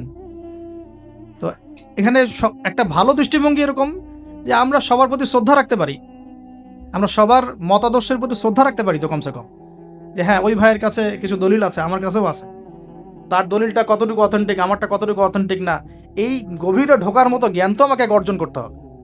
আমি দু চারটা বই পড়ে কী বা শিখে ফেললাম? এমন দু চারটা বই পড়ে আমি কী বা শিখে ফেললাম? আর যে রেফারেন্সগুলো দেয়া আছে বইয়ের নিচে, ওই রেফারেন্সগুলো ঘাটার মতো যোগ্যতা আমার হয়েছে কিনা? মনে করেন একটা বই পড়ছেন, নিচে আপনার একদম সব বুখারী মুসলিম লেখা, তো এই বুখারী মুসলিমের ভিতরে ঢোকার যোগ্যতাটা কি আপনার হয়েছে কিনা? বা ওইটার উসুল আপনি বোঝেন কিনা? ওই হাদিসটা সত্যি সত্যি ওই মাসআলা সাবিত করে কিনা, এটা আপনি বোঝেন কিনা? ওই হাদিসটাকে নিয়ে, ওই দলিলটাকে নিয়ে আপনি কি অন্য কোনো মুহাক্কিক আলেমের কাছে গিয়েছেন কিনা, তাদের জবাবটা শুনেছেন কিনা? আমরা অনেক ছোট জায়গায় আছি ভাই। আমি একটু খোলামেলা কথা বলছি, আমরা এখন অনেক ছোট পরিসরে চিন্তা করছি। ইসলামের এগেনস্টে যারা কাজ করছে ওরা অনেক বড় করে চিন্তা করছে, ওরা দিন দিন মানুষকে অমুসলিম বানাচ্ছে। আপনি একটু সফর করেন, আল্লাহ পাক তো বলেছেন সফর করো, জমিনে ঘোরো, দেখো দিনের ফানজুর কাইফা কানা আকিবাতুল মুকাদ্দিবিন, আল্লাহ পাক ঘুরতে বলেছেন, দেখতে বলেছেন। সফর করে দেখতে থাকেন যে কি অবস্থা চলছে। আমরা বিশ্বাস করেন, মানে আমরা ঢাকায় যে বাসা থাকি, ওই বাসার সামনে যে গলি, ভাড়া বাসা আমাদের, আমরা প্রায় দেখি যে 10 জন 20 জন ছেলে পেলে আড্ডা মারে গোল করে। তো প্রথমে ভাবলাম যে মেয়েটে দেখে, হয়তো ছেলেরা তো এগুলোই করে না। পরে দেখলাম ওই 5 মিনিটের মধ্যে একজন গাজা বানায় ফেললো, আর 4-5 জন টানে শেষ। অ্যান্ড আমি যে চোখে দেখলাম, আমি বড় জোর ধমক দিলাম একটা, যদি কালকে দেখি কান ফাটায় ভালো। আমি গতকালকে কথা বলছি এরকম। তো এখন আমি তো আর কিছু করতে পারবো না। আল্লাহ পাক যদি আমাকে ক্ষমতা দিতেন আমি তখন অ্যাকশন নিতে পারতাম। এই হলো যুব সমাজের অবস্থা। এদের বয়স 15 থেকে 20 বছরও না। 15 থেকে 20 বছরের যুব সমাজের অবস্থা আজকে ভয়াবহ। প্রশাসনের ভাইরা আছেন, জিজ্ঞেস করে দেখেন কিশোর গ্যাংয়ের কী অবস্থা, টিকটক প্রজন্মের কী অবস্থা। এরা এমন কোনো পাপ নাই করতে বাকি রাখতেছে না। এরা কিশোরদের অবস্থা। আমাদের বাচ্চাদের অবস্থা দেখেন, স্কুল কলেজে তারা পড়ছে, ছোটো ছোটো বাচ্চারা সব তো ডিভাইস এডিক্টেড, ডিভাইস সারাদিন ডিভাইস নেই। ওর তো মাথার মধ্যে, ওর মাথার যে মানে এনার্জিটা, যে সেলগুলো ডেভেলপই হতে দেয়নি আমরা। ও যে পরিবারে বড় হচ্ছে, পরিবারের স্বামী স্ত্রীর মধ্যে সুসম্পর্ক নাই, হৃদ্যতাপূর্ণ কোনো পরিবেশ সে দেখছে না। হ্যাঁ, ওর খাওয়ার ঠিক নাই, ও মানে শারীরিক কসরত নাই। হ্যাঁ, খালি একটা সার্টিফিকেটকে আমরা সব মনে করছি। 10টা 5টা প্রাইভেট পড়তেছে, মনে করছি আমি আমার ছেলেকে মানুষ করে ফেলাইলাম। ইসলামের তো কোনো ফিকিরই নাই, কোরআন পড়তে জানে না, নামাজ দূরের কথা, অজু করতে পারে না। আমি হার্ডলাইনে কথা বলছি, নামাজ দূরের কথা, অজুই করতে পারে না। ঠিক মতো অজু করতে হয় কিভাবে জিজ্ঞাসা করেন, অজুর ফরজ করে জিজ্ঞাসা করেন, ওকে বলতে পারে কিনা। এই বয়সের মেয়েদের অবস্থা দেখেন। এই বয়সের মেয়েগুলো যারা ঘুরে বেড়ায়, তারা মনে করে ওয়ার্ল্ডে এরা ছাড়া কেউই নাই, দুনিয়াটাই ওদের। হ্যাঁ, চুল ঠিক করতে হলেও করবে, না করতে হলেও করবে। ওর কাজই একটা, চুল ঠিক করা, সারাদিন চুল ঠিক করতে থাকবে। হ্যাঁ, মানে বাসায় যত মেকআপ সব একদিনে মেখে বের হয়ে যাবে। মানে মানুষকে দেখাতে হবে, আমাকে মানুষ দেখুক, সুন্দর বলুক। এদেরকে টার্গেট করেছে কিছু বাণিজ্যিক লোকজন। ওরা শিখিয়েছে এদেরকে, তুমি সুন্দর না, তোমাকে সুন্দর হতে হবে। ব্যাস, স্নো পাউডার শুরু হলো। তারপর থেকে ওকে আগে বুঝাইছে, মাথার মধ্যে ঢুকাইছে তুমি সুন্দর না, তোমাকে আরো সুন্দর হতে হবে। ব্যাস, তারপর এই যে এই ক্রিম সেই ক্রিম, ব্যবসা শুরু হয়ে গেল, এই পার্লার সেই পার্লার। মানে এই মেয়েগুলার, আপনি বিশ্বাস করেন, এই টিকটক প্রজন্মের কথা বলছি, কিশোর গ্যাংয়ের কথা বলছি, ছেলেরা যতটা না বদ, এই মেয়েদের একটা বড় অংশ তার চেয়ে অনেক বেশি বদ, অনেক বেশি। তারা চায়, কিছু কিছু মেয়ে চায় যে তাকে যেন টিস করা হয়, কিছু কিছু মেয়ে চায় যে সে ছেলের পিছনে বাইকে করে ঘুরবে। এখন রাতের বেলা বা অন্য কোনো সময় যদি এই ছেলে 4-5টা মিলে এখন এই মেয়েটাকে রেপ করে ফেলায়, এখানে কি সম্পূর্ণ দোষ শুধুমাত্র ছেলেটারই? আমাকে অ্যান্সার দেন দেখি। ওই মেয়েটা কেন ওখানে ঘুরতে গেল, ওর সাথে ওর বাবা কি করছিল, ওর ভাই কি করছিল? আমরা আমাদের সোসাইটির দিকে একটু দেখেন, আমরা অনেক ছোট জায়গায় চিন্তা করতেছি। এই যে আপনি হাত বাঁধা নিয়ে পড়ে আছেন না, পায়ে পা নিয়ে পড়ে আছেন, আর আপনি বলছেন আমারটা সই, ওরটা ও খারিজি হয়ে গেছে, ও ভণ্ড হয়ে গেছে, ওই হয়েছে। এগুলা খুবই কনজাস্টেড চিন্তা। আপনার চিন্তাটা অনেক ছোট লেভেলের। আপনি যখন ওয়ার্ল্ডকে চিনতে শিখবেন, অর্থনীতি বুঝতে শিখবেন, ওয়ার্ল্ডের ফেতনাগুলো রিকগনাইজ করতে শিখবেন, আপনি নিজেকে লজ্জা পাবেন যে আমি কি বলে আসছিলাম এতদিন। আর আমরা তো জানি, আমরা ওই লাইন কিন্তু ঘেটে আসছি। আপনি কোন জায়গায় চিন্তা করছেন, কোন জায়গায় আপনার চিন্তা থেমে যাবে, ওটা আমি জানি। ওর পর থেকে আমি আপনাকে চিন্তা করতে বলতে পারবো। ঠিক আছে, অনেক দ্বীপে আছে। পুরো ওয়ার্ল্ড নিয়ে ভাবেন। দেখেন আমাদের সোসাইটিগুলোর দিকে তাকান, আমাদের ইয়াং জেনারেশনকে দেখেন, আমাদের শিক্ষার দিকে দেখেন না একটু। আমরা এই যে যুব সমাজ সামনে বসে আছে, জিজ্ঞাসা করেন যে এই 15-20 বছর তারা পড়াশোনা করেছে, তারা কতটুকু কোরআন শিখেছে, কতটুকু হাদিস শিখেছে। আমাদের এখানে অনেক সিনিয়র ভাই আছেন, আমাদের পিছনে অনেক বরেণ্য ব্যক্তিরা আছেন, তারা এখন আফসোস করেন যে আমাদের বয়স 40 হয়ে গেছে, কোরআন শিখতে পারি নাই, 40টা হাদিস তো পড়তে পারি না, হুজুর এটা কি হবে, এটা কি হবে। এটা আপনি জিজ্ঞাসা করা মানেই তো এটা লজ্জাজনক, যে আমি তাহলে কি করলাম সারা জীবনে। তাহলে শিক্ষা ব্যবস্থার মধ্যে কোথায় সংস্কার দরকার আমাদেরকে ভাবতে হবে, বা আমাদের যারা কর্তৃপক্ষ আছেন তাদেরকে বোঝাতে হবে জিনিসগুলো। অর্থনীতি নিয়ে কি বলবো, এটা নিয়ে বলার তো কিছুই নাই, সব জায়গায় সুদ আর সুদ। অনেক দিন আগে যে বলেছি ক্যাশলেস সোসাইটির কথা, এই ক্যাশলেস সোসাইটি এখন বাস্তব। আপনি চায়নায় যান, আপনি কোনো ক্যাশ পাবেন না। চায়নাতে কোনো ক্যাশই নাই, আপনাকে সব ডিজিটাল মানিতে লেনদেন এক্সচেঞ্জ করতে হবে। পুরো ক্যাশলেস সোসাইটি একটা। এবং এর চার্জের ফলে মিনিটেই মানুষ কোটিপতি হয়ে যাচ্ছে, মিনিটের মধ্যে মানুষ কোটিপতি, জাস্ট চার্জ কাটতে কাটতে কাটতে কাটতে কোটিপতি হয়ে গেছে। ইলেকট্রনিক মানি তো আসছেই, যখন ক্রিপ্টোকারেন্সির যুগ চলে আসবে তখন দেখবেন যে কী অবস্থাটা হয়। তা আমাদের ইকোনমিক্স সেকশনের এই মানে কি বলবো, যে আধুনিকায়নই বলেন অথবা আধুনিকায়নের শুরুতে সমস্যাগুলো, এগুলো ফাইন্ড আউট করার মতো আলেম ওলামারও ঘাটতি আছে। যখন সমাজে ক্লাসিক্যাল ট্র্যাকের বাইরে কেউ কথা বলে তখন হাসে, হ্যাঁ হাসে যে কি বলতেছে এগুলা, গোল্ড কয়েন, দিনার দিরহাম, এগুলো আবার কি বলে। অথচ দিনার দিরহামের কথা রাসূল সাল্লাল্লাহু আলাইহি ওয়াসাল্লামের সময় থেকে আসে। কতদিন বোঝানোর চেষ্টা করলাম, হ্যাঁ কতদিন যে বোঝানোর চেষ্টা করলাম যে ভাই 10 লাখ টাকা বাসায় রেখে দেন, দেখেন টাকার মান কমে না বাড়ে। আর যদি 10 লাখ টাকার সমপরিমাণ জমি থাকে আপনার, এটার মান বাড়বে না কমবে। এতটুকু বোঝাতে পারতেছি না যে এগুলো সাস্টেইনেবল কোনো অ্যাসেট না। কারেন্সি ছিল গোল্ড, দিনার এবং সিলভার, দিরহাম। এখন সেটা নাই ভালো কথা, কিন্তু আমাদেরকে তো বুঝতে হবে যে আমাদের ফিউচার কি। ইউসুফ আলাইহিস সালামের ফিউচার, ইউসুফ আলাইহিস সালাম যেভাবে তার জাতিকে 7 বছরের একটা মানে গোল নিয়ে সামনে গিয়েছিলেন যে আমরা মূল্যবান সম্পদগুলো করি, মানে সংরক্ষণ করি, যখন দুর্ভিক্ষ সময় আসবে তখন আমরা বাঁচতে পারবো। এর ফলশ্রুতিতে মিশরের লক্ষ লক্ষ মানুষ বেঁচে গেছে। আমাদের সেই ফিকির কোথায়? তো আমি একটা পয়েন্ট থেকে এতদূর চলে আসছি যে আমরা অনেক ক্ষুদ্র জায়গায় চিন্তা করছি। এই যে এক হাতে মোসাফা না দুই হাতে মোসাফা, আপনার এইগুলা আপনার চিন্তাটাকে এত ছোট জায়গায় নিয়ে আসছে যে আপনি বড় করে এখন ভাবতেই পারতেছেন না। আর আমাদের দরকার, যদি আমরা সত্যি কথা বলছি, যদি আমরা চাই যে আমাদের সমাজ, দেশ এবং জাতি আগামীতে অনেক বেশি সমৃদ্ধি অর্জন করুক, আমাদের ক্রিটিক্যাল থিঙ্কার্স দরকার। আমাদের দরকার ক্রিটিক্যাল থিঙ্কার্স, যারা চিন্তা করতে পারে, মানে ইসলামটাকে ওয়ার্ল্ডের সাথে মিশাতে পারে। ইসলাম একদিকে পড়ে থাকবে আর ওয়ার্ল্ড একদিকে চলে যাবে, তাহলে তো হইল না কিছু। দেখেন ওই সময় লাত উজ্জা মানাত শিরক এগুলো বলতেন, লাত উজ্জা মানাতের মূর্তি পূজা শিরক এগুলো বলতেন সাহাবীরা। এই যুগে যদি আবু বকর ওমর রাদিয়াল্লাহু আনহু আসতেন, তারা কি ওই কথাই বলতেন? এই যুগের শিরকগুলোকে ফাইন্ড আউট করতেন? বলেন তো দেখি। নিঃসন্দেহে তারা এই যুগের সাথে আপডেটেড থাকতেন। তা আমাদেরকে এই যুগের সাথে আপডেটেড থাকতে হবে। তো আল্লাহ পাক আমাদেরকে তৌফিক দান করুন, আমিন। তো হ্যাঁ, শেষ করতেছি। তো যেটা বলছিলাম যে আমার শ্রদ্ধেয় দিনী ভাইয়েরা, মুরব্বী কেরাম যারা আছেন, আমাদের হাতে সময় শেষ হয়ে আসছে, যে প্রথমে আমরা তাওহীদটা শিখবো ইনশাআল্লাহ। তাওহীদের চর্চা করব। নিজের পরিবারটাকে আগে আপনি তাওহীদপন্থী বানান। আপনাকে সমাজ নিয়ে আগে ভাবতে হবে না, আগে আপনি আপনার পরিবারটাকে তাওহীদপন্থী বানিয়ে ফেলেন। আল্লাহ পাক তৌফিক দান করুন। আপনার সন্তানদেরকে তাওহীদ শেখান। আপনার স্ত্রী, আপনার সন্তান, আপনার মেয়ে, আপনার আত্মীয় স্বজন, এদের মাঝে আপনি আগে দাওয়াতি কাজটা করার চেষ্টা করেন। আল্লাহ পাক তৌফিক ইনায়াত করুন। এবং এটা একা একা শেখা যাবে না। আমি বলছি যে দিনই ইলম অর্জন করব, অবশ্যই মুহাক্কিক আলেম খুঁজবো। আমি কোনো আলেমের নাম বলে দিব না, কারণ আমি একটা নাম বললেই অপোজিশন আছে, বলবে যে না, ওনাকে তো আমি মানি না। আমি যদি বলি যে আমি আল্লামা তাকি উসমানীকে খুব ফলো করি, ভালোবাসি, পছন্দ করি, তারও তো হেটার্স আছে না? তো বলবে যে আপনি ফলো করেন, আমি করি না, আপনি মানেন, আমি মানি না। তো এই জন্য আমি কোনো নাম বলতে যাচ্ছি না। আপনি আপনার বুঝ অনুযায়ী, আপনার কাছে সারা ওয়ার্ল্ড ঘেটে যে মনে হয় যে না, এই আলেম হকের উপর আছেন, তার কথাগুলা ভালো, তার ইলমি গভীরতা ভালো, তিনি সাম্প্রদায়িক না বা ইত্যাদি, তিনি হকের উপর আছেন, হক বলতে দ্বিধা করছেন না, হক বাতিলের সাথে মিক্স করছেন না, মানে আপনি বুঝেন, আপনাকে তো আল্লাহ পাক মেধা দিয়েছেন, আল্লাহ পাক তো আপনাকে বিবেক দিয়েছেন, আপনি বোঝার চেষ্টা করেন। তবে আমি রিকোয়েস্ট করবো একটা জিনিস এখানে, যে আপনি আলেমদেরকে দলে দলে ভাগ করে দিয়েন না, এবং আলেমদের মধ্যে সাম্প্রদায়িকতা সৃষ্টি করেন না, আলেমদের মধ্যে শত্রুতা বাড়ায় দিয়েন না। আপনি মৌমাছির মতো হন, এটা আমার নসিহত। আপনি মানবেন কি মানবেন না আপনার বিষয়। আমি এটা ফলো করার চেষ্টা করি, যে আমি নিজেকে একজন মৌমাছি মনে করি। আমাকে যদি বলেন যে এই যে রিক্সাওয়ালা রিক্সা আমাকে নামিয়ে দিল বাসায়, তার কাছেও আমার শেখার কিছু আছে। আপনি যদি মৌমাছি হন, আপনি এখান থেকে শিখতে পারবেন, অবশ্যই শিখতে পারবেন। এরকম অনেক শেখা আমরা শিখেছি। এখানে হাবিবে নাজ্জার ইতিহাসে জাজল্যমান হয়ে থাকলো, কিন্তু ওই রাজার নাম ইতিহাসে আসে নাই। একজন কাঠমিস্ত্রির নাম ইতিহাসে জাজল্যমান হয়ে থাকলো। হাবিবে নাজ্জারকে আল্লাহ পাক বললেন যে উদখুলুল জান্নাহ, জান্নাতে ঢোকো। সে বলছে ইয়া লাইতা কওমি ইয়ালামুন, হায় আমার কওম যদি জানতো জান্নাত কত সুন্দর জায়গা। অতএব প্রিয় ভাইরা, মৌমাছি হয়ে যান, যেখানে হক পাবেন, ভালো ভালো দিনই ইলম পাবেন, আপনি সেটা নেওয়ার চেষ্টা করেন। পরে আস্তে আস্তে যখন আপনার ম্যাচুরিটি বাড়তে থাকবে, আপনি বুঝবেন যে আসলে কোনটা হকের সবচেয়ে বেশি কাছাকাছি।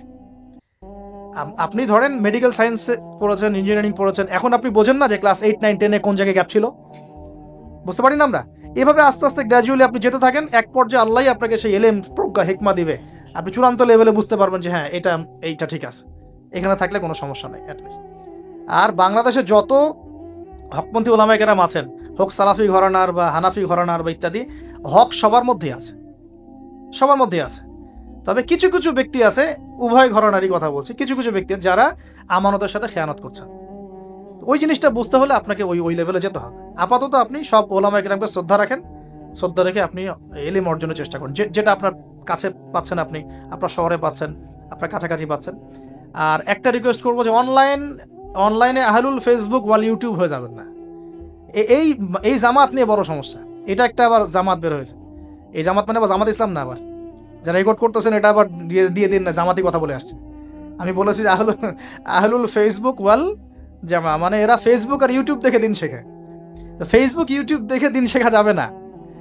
ফেসবুক ইউটিউব দেখে আমরা মাঝে মাঝে কিছু তথ্য নিতে পারি, তো এইখান থেকে ইলম নেবেন না। এখান থেকে আপনি হয়তো কিছু তথ্য পাবেন, আবার তো সব তথ্য কিন্তু সঠিক না। এখানে রাতকে দিন বানানো যায়, দিনকে রাত বানানো যায়, ঠিক আছে? তো আপনি আলেমের দ্বারস্থ হবেন, তার কাছে যাবেন, সিলেবাস বলবেন যে আমি এই লেভেলে পড়েছি, আমার জেনারেল লাইনে এই পর্যন্ত পড়া হয়েছে, আমি এখন এই পড়াশোনা করছি, আমাকে একটা আমার মতো করে সিলেবাস করে দেন। দেখবেন আলেমরা কিন্তু একটা সিলেবাস আপনাকে আপনার লেভেলে করে দিবে। আমার লেভেলের সিলেবাস আপনার সিলেবাস এক হবে না কিন্তু। আমার লেভেলে যে সিলেবাস, আমাকে যে সিলেবাস করে দেওয়া হচ্ছে সেটা কিন্তু আপনার মতো হবে না, আপনারটা আমার মতো হবে না। আপনাকে আমি যদি বলি আপনাকে প্রথমে প্রথমে দেওয়া হবে কোরআন তেলাওয়াত শেখার ব্যাপার, নুরানি শিখবেন আপনি আগে, তারপর নাজেরা শিখবেন, তারপর আপনি হিপসে কিছু অংশ হিপস করবেন, তারপরে আরবি যে এসো আরবি শিখি টাইপের বইগুলো আছে, এসো সরফ শিখি, এসো নাহু শিখি, এগুলো শিখবেন, ক্লাসিক্যাল অ্যারাবিক ল্যাঙ্গুয়েজ শিখবেন, তারপরে আপনি এবারত পড়ার যোগ্যতা অর্জন করবেন, দেন আপনি আস্তে আস্তে হাদিসের কেতাবগুলো মোতালা করবেন, এইভাবে যাবেন, সিরাত পড়বেন। কিন্তু সবার সিলেবাস তো একরকম হবে না। এই সিলেবাস ভিত্তিক পড়াশোনা না করলে বিক্ষিপ্ত পড়াশোনা, আজকে এই বই কালকে ওই বই, কালকে এই কালকে সেই, একদম মাথাটা ম্যাসাকাট হয়ে যাবে। এই বিক্ষিপ্ত মাথা দিয়ে আপনি না কিছু চিন্তা করতে পারবেন, না সত্য মিথ্যা বুঝতে পারবেন। তখন আপনার মাথাটাকে যে কোনো দিকে নিয়ে যাওয়া সম্ভব।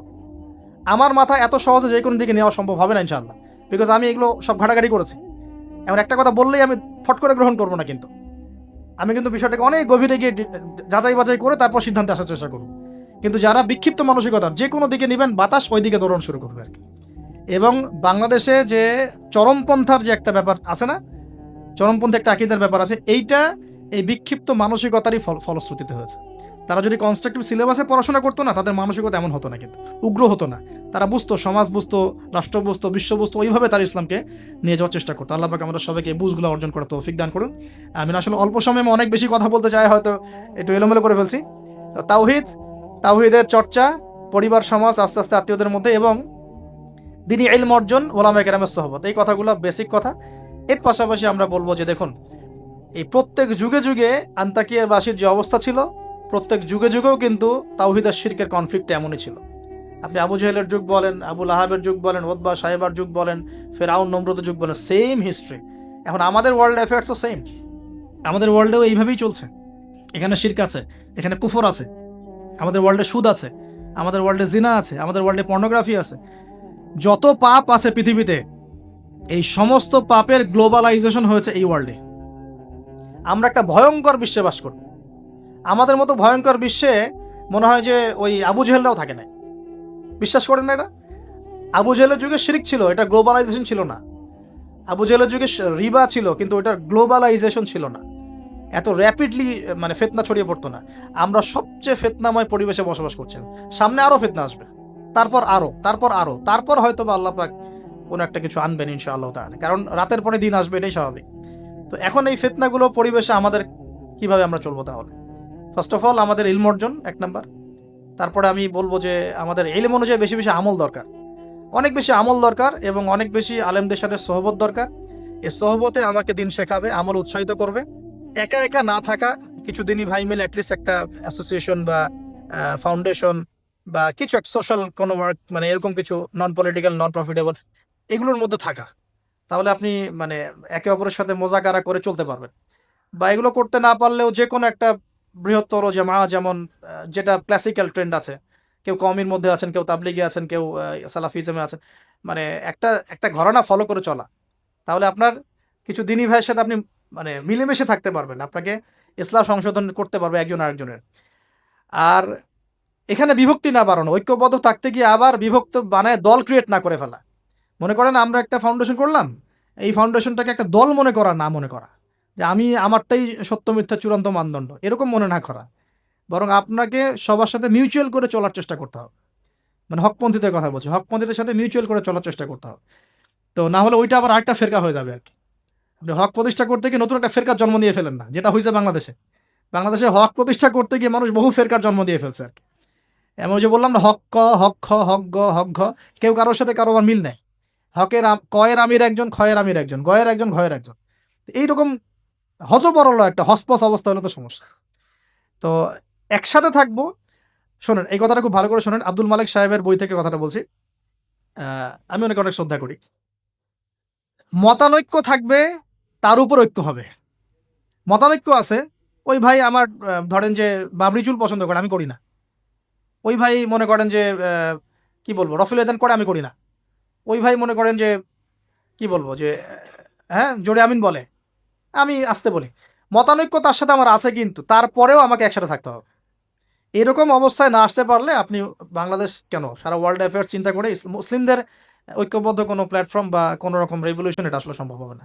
বরং এই সুযোগগুলো কাজে লাগায় অমুসলিম যারা আছে, ইসলামের শত্রু যারা আছে, এরা আপনাকে আরও ডিভাইড অ্যান্ড রুল নিতে থাকবে। End of the day you will destroy yourself, আপনি নিজেকে ধ্বংস করে ফেলাবেন আর কি। আর এরপরে আমাদের এখনকার করণীয় হচ্ছে ফেতনাগুলো রিকগনাইজ করা আগে, ফেতনাগুলো চিহ্নিত করতে শেখা যায় কোন কোন জায়গায় কোন কোন ফেতনা আছে, তারপরে সেখান থেকে বাঁচার পদ্ধতিগুলো গ্রহণ করা। আর একটা কথা বারবার জোর দিয়ে বলছি আমি, ইলম অর্জনের কোনো বিকল্প নাই, প্রচুর পড়াশোনা করতে হবে। আল্লাহ পাক আমাদের সবাইকে প্রচুর পড়াশোনা করার তৌফিক দান করুন। মনে করেন এখন থেকে নিয়াত করেন যে ইনশাল্লাহ আগামী 10 বছর আমরা ডানে বামে এত না দেখে পড়াশোনাই করতে থাকবো ইনশাল্লাহ। খালি পড়াশোনা করতে থাকেন। আপনাকে এখন রাষ্ট্রের দায়িত্ব নেওয়ার দরকার নেই আপনার।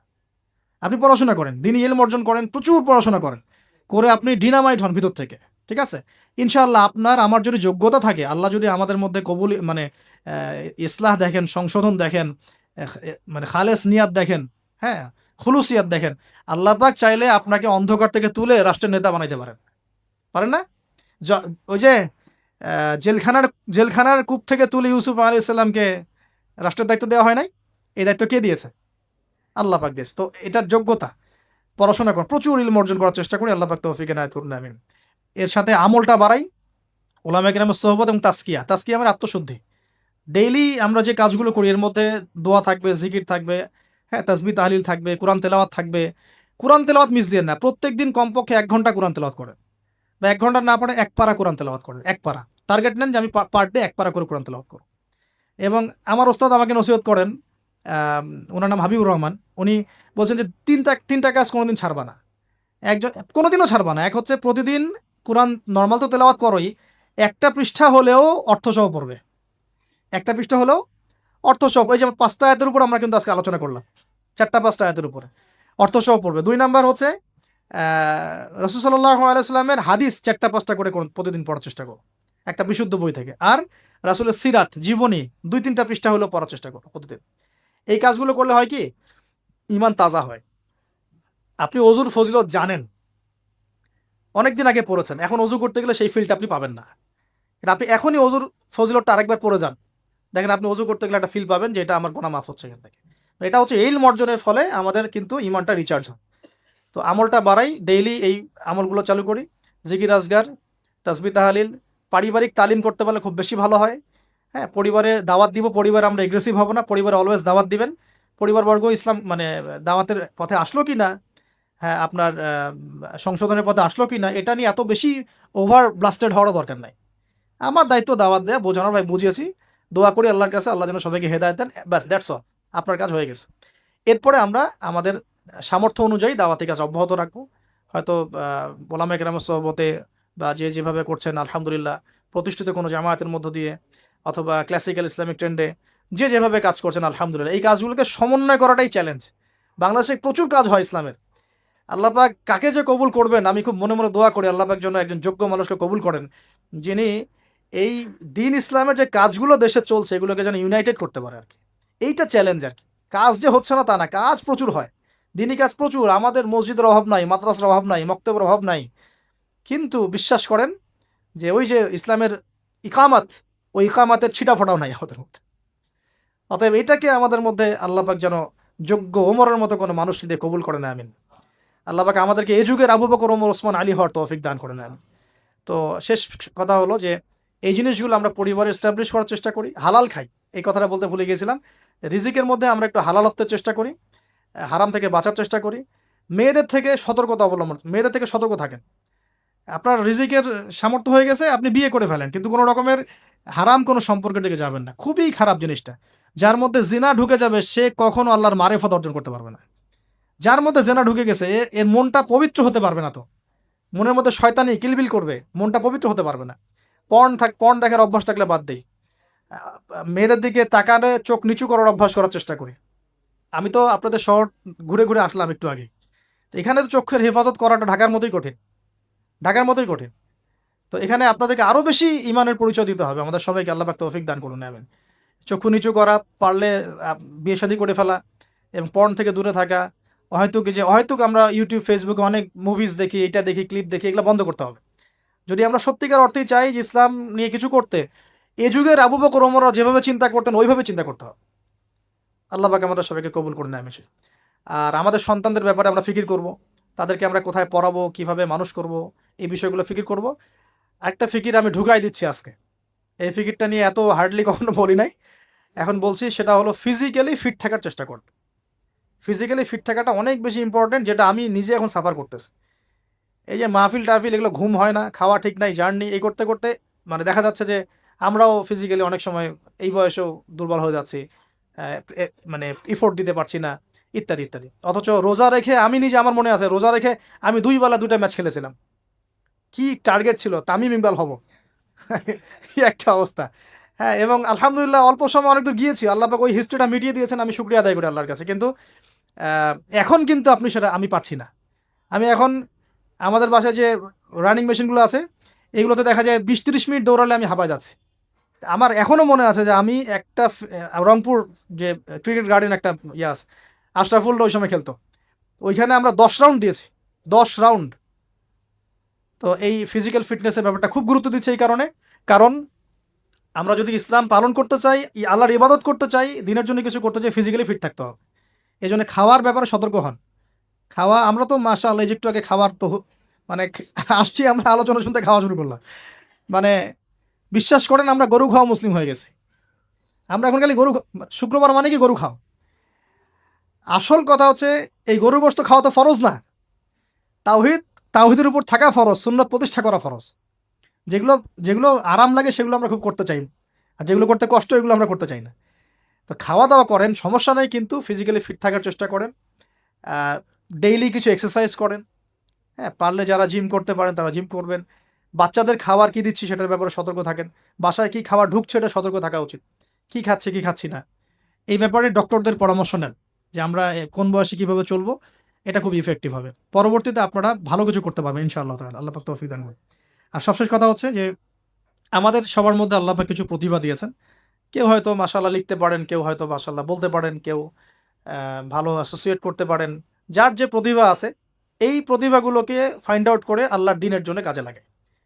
এর মানে এই না সবাইকে আলেম হয়ে যাইতে হবে, সবাইকে মুফতি হইতে হবে। This is not necessary. আপনার আপনার যেখানে আপনি আছেন, একজন প্রশাসনের ভাই তার জায়গা থেকে ইসলামের খেদমত করতে পারে। একজন ডক্টর তার জায়গা থেকে দ্বীনের খেদমত করতে পারে। একজন পলিটিশিয়ান, তার জন্য আরও বড় সুযোগ আছে, তার বড় জায়গা থেকে তিনি দ্বীনের খেদমত করতে পারেন।